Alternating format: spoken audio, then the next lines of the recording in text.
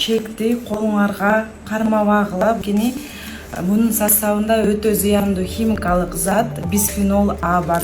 Инстаграмда өзүн дарыгер деп тааныштырган Диер Айзада Эрнисова аттуу колдонуучу мына ушундай маалыматты жарыялаган. Кассалык чектер чын эле ден соолукка зыянбы? Чекит медиа бул билдирүүнүн чын төгүнүн текшерди. Атым Тумар алдыда айтып берем. Дүйнөдөгү эң чоң медициналык китепкананын маалыматына алайык. Кассалык чектерде чын эле бисфенол А аттуу уулуу синтетикалык химикат бар экени тастыкталган. Бул уюм биомедициналык маалыматтык технологиялар тармагында кеңири илимий иштерди жүргүзүп келет. Изилдөөдө бисфенол А чектен териге оңой өтөрү айтылат.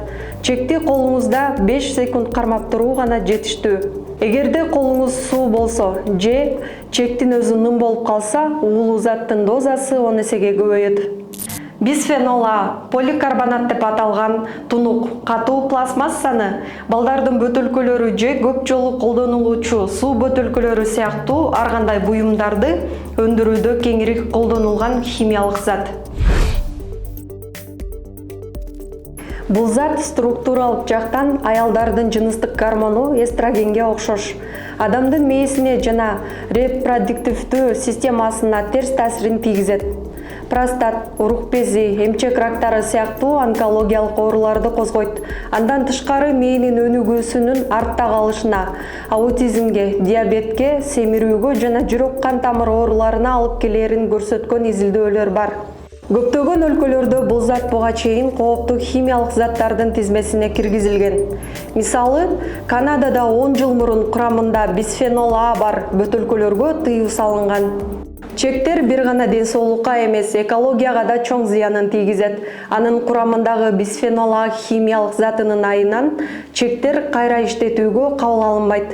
Себеби термокагаздын курамындагы целлюлоза аз болгондуктан жана андан кайра иштетилген материалдардын чыгышы өтө төмөнкү көрсөткүчтү көрсөткөндүктөн макулатуранын калган бөлүгүн уулуу заттар менен булгап коюшу мүмкүн.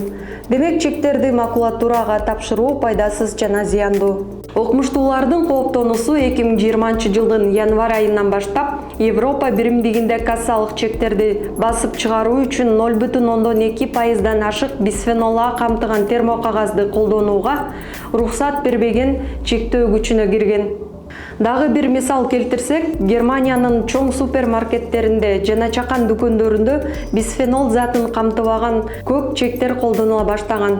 Ал көк термобарагы экологиялык жактан таза экенин аныктоочу FSC сертификаты бар. Ошондуктан аны кайра иштетүүгө болот, себеби анын курамындагы фенол жана химиялык боектор жок.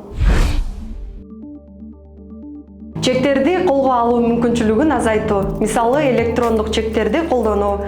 Чекти тамак аш же денеге тийгизбөө же болбосо аларды узак убакыт бою капчыкта же үйдө сактабоо зыянды азайтууга жардам берет. Жыйынтык. Демек чектердин ден соолукка зыян экени чын.